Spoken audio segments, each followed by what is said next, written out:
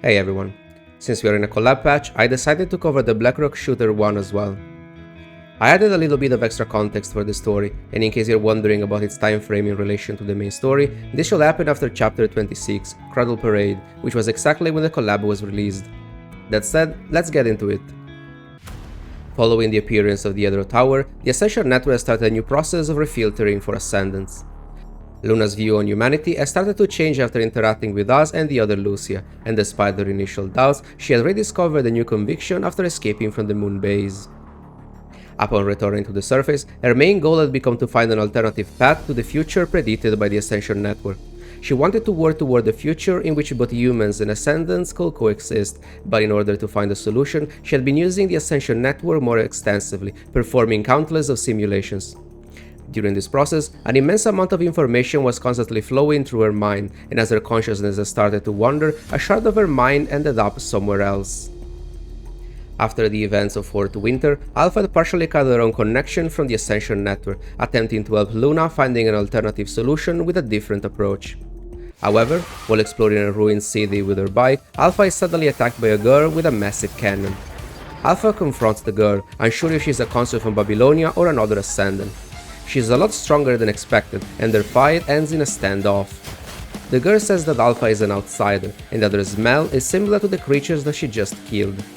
Since the creatures mentioned by the girl are corrupted and hetero creatures, Alpha assumes that she's referring to the punishing virus.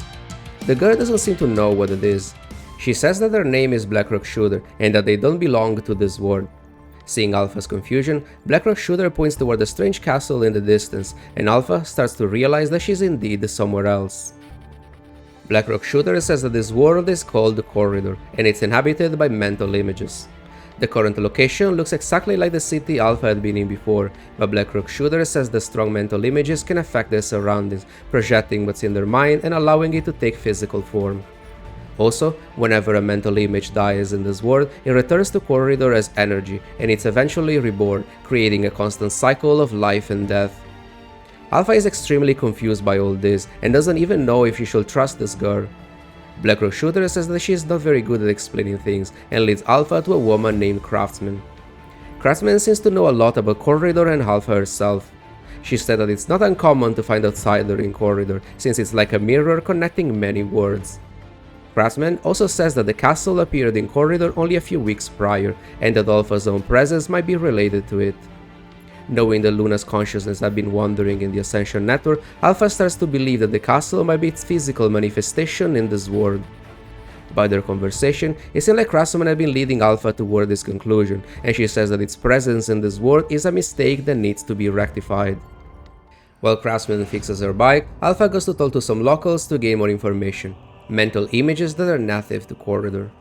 Before reaching their village, Alpha rescues a girl in a black robe, which had been attacked by mental images in white robes.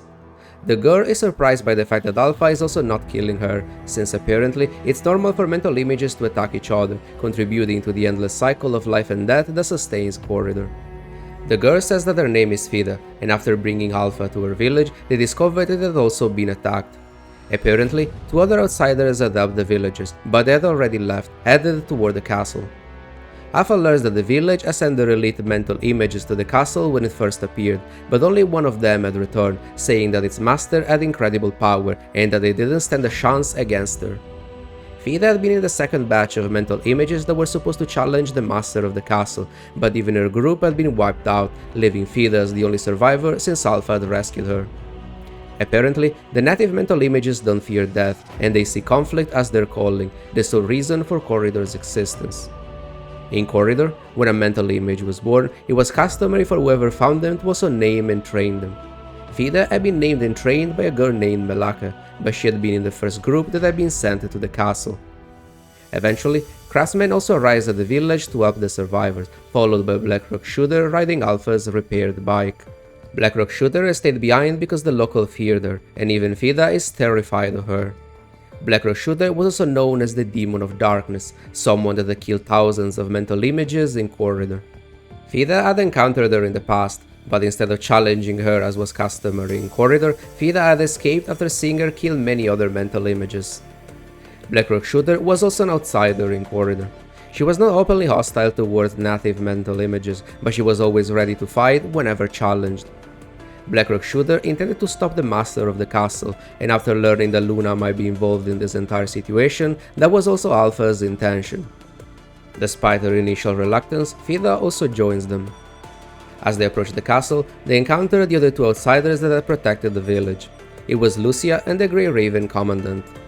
Despite their surprise, Alpha had already been expecting to be us. After all, Lucia was connected to Luna as much as her, so it made sense that she had also been dragged in this world. And in our case, we had been the only human that had managed to establish a deep mind connection with Luna in the past. Upon seeing Alpha, we also start to realize what might have happened. With Elden, we had also encountered another outsider, a girl in green with a big sight, named Dead Master, which Blackrock Shooter seems to know. Upon looking at Lucia, Blackrock Shooter says that she is quite strong, and that in a way, we also are. We don't know how to take that, and we ask Alpha if she is her friend.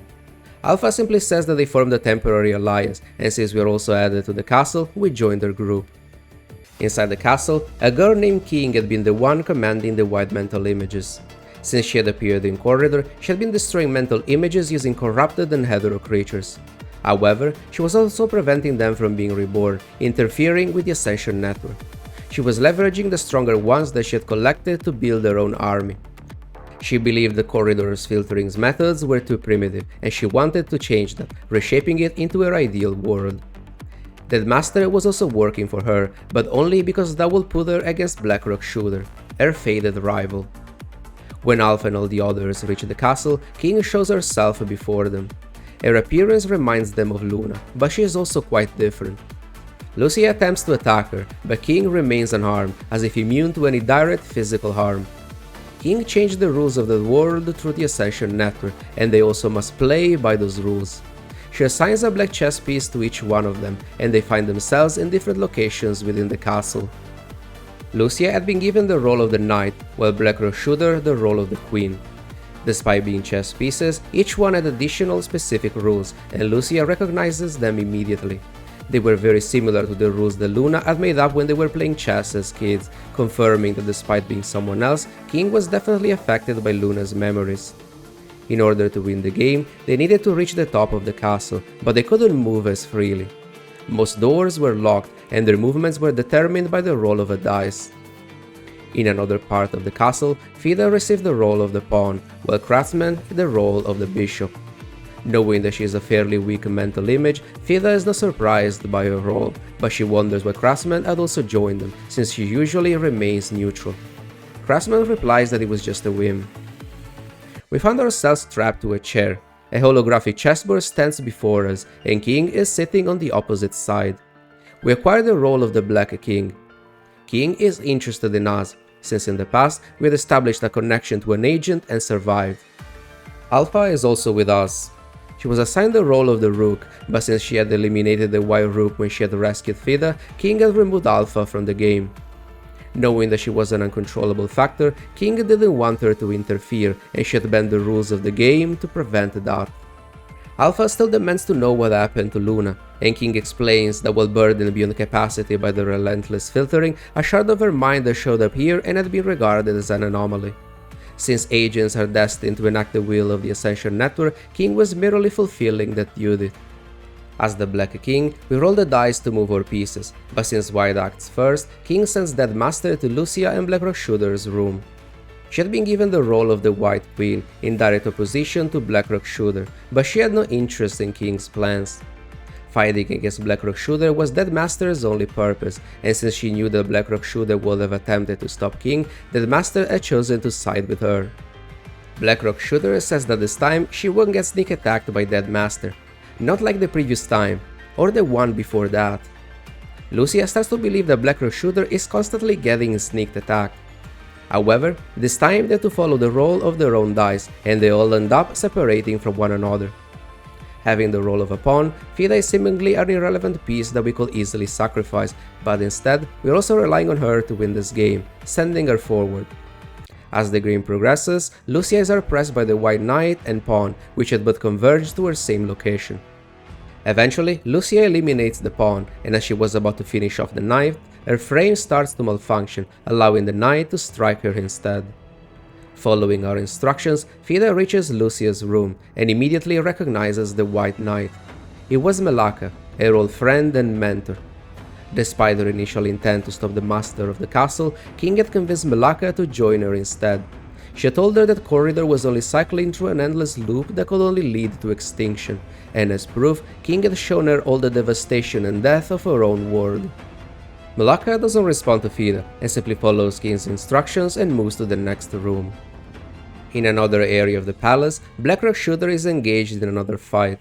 The intense battle reminds her of a previous encounter when the master had joined her and fought at her side, saying that she won't allow her to be defeated by anyone other than herself. Blackrock Shooter is not sure about the relationship. They're best friends, but also arch enemies. Once again, the master reaches Blackrock Shooter in her current location. Blackrock Shooter had defeated her in a previous room, gaining a small lead, but this time, Dead Master prevails, pushing the white score ahead and gaining access to the next room. As the black pieces are falling further behind, King asks us if we want to surrender. We don't. Our objective was to return to our original world, but apparently that was never an option, regardless of the outcome. After all, Corridor was a mirror. We never physically traveled to this world, but our presence here was merely a projection of our consciousness. Alpha already knew this, but she hadn't told us since it might have influenced our actions. According to Craftsman, our presence here was an error, and Corridor was never meant to create a reflection of us. It had only happened because someone else had been serving as a medium. That was Luna's consciousness, and that was the only thing that needed to return where it belonged. King intended to reshape Corridor into a world without conflicts, but as long as Blackrock Shooter existed, such a world will not be possible. This entire game had been designed with the sole purpose of eliminating Blackrock Shooter. However, by taking advantage of King's own rules, we are able to utilize a special dice obtained by Blackrock Shooter in a previous encounter to let Alpha join the game.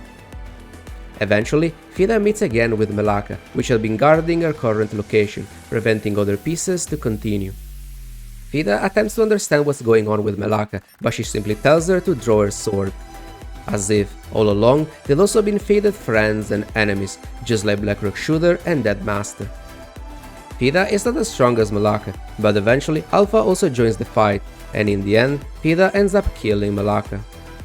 After proceeding to the next room, Alpha and Fida meet with Lucia and Blackrock Shooter. It's the end of the line, and according to King's own rules, a pawn can promote to another piece, and so Fida opens the final door, allowing Blackrock Shooter to go through and challenge Dead Master one more time.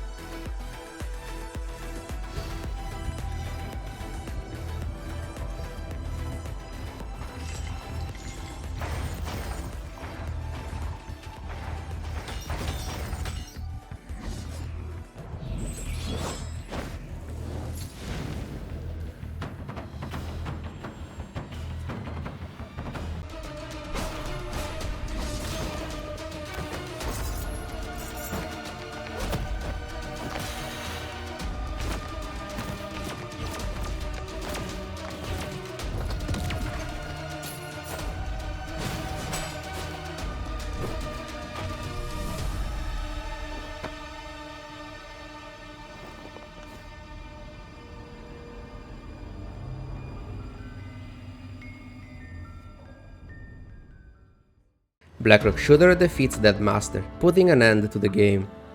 The game itself had been part of King's filtering process, but despite her loss, she had no intention of giving up. She attempts to kill us, but Alpha stops her, and while being in contact with her, Alpha is able to interact with the shard of Luna's consciousness. As evinced by the game itself, it was a fragment of Luna's childhood, and despite her childish behavior, Alpha convinces her to return home, saying that she will be waiting for her there.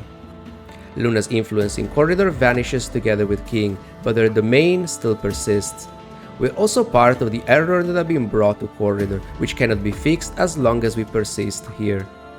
Since Blackrock Shooter's original intention hasn't changed, we have now become her enemies. The Master sides with her, while Alpha joins Lucia. Confused, Fida asks why we are not attempting to stop them, but instead we say that if she wants, she can join them as well.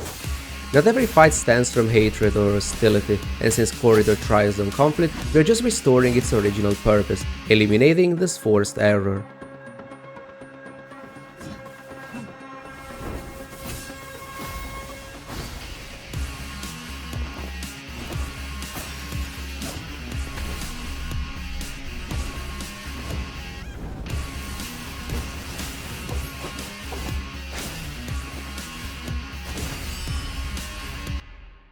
Another mysterious figure joins Craftsman, asking if she needs help in fixing the sword. Craftsman says that there is no need. Most of the issues have already been fixed, and she doesn't mind leaving the rest as is. That might cause some unknowns, but in the end, is what they both crave the most. In Babylonia, Lestat disconnects from a simulation device, an advanced model of the amulet developed by Leonie of the WGAA, which has submitted it to the Control Court for testing. According to Asimov, this technology was a relic from the Golden Age, and not even the Science Council fully understood how it worked. Ishmael had not registered any anomaly, and she asked Lestat how it felt. During the simulation, Lestat couldn't even remember that she had been in a machine, as if she had been dreaming.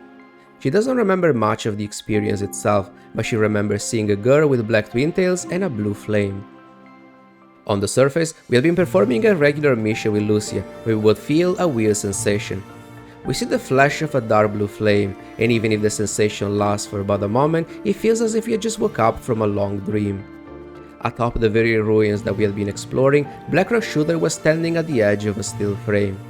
No matter where she was, and no matter what the adversary was, conflict still persisted, and she fondly remembered the battle that we just had. The story is fairly mysterious and has a very loose ending. However, it has many connections to PGR's main story, together with some extra information about some character that is most likely canon despite being shown in a Collab story. Nothing too important, like a bit of background about Leonie, but still. Craftsman also seems to be another observer which took interest in the world of Corridor, in comparison to Ishmael that took interest in our world. The device developed by Leonie is based on the amulet, which has been used multiple times in the main story. Here we learn that it's an old technology, and even if not explicitly stated, it might also be connected to Dominic. It seems like Blackrock Shooter also ended up in our world, but since I don't know anything about her lore, I have no idea if it's meant to be a permanent thing or if she can freely move between worlds. That said, I like the best friend best enemies relationship between her and Dead Master. They also did a nice parallel with Fida and Melaka, and with Alpha and Lucia. I kinda wish we had also playable Dead Master, but at least it's a great boss fight. Anyway, as usual, thank you for watching, and I'll see you in the next video.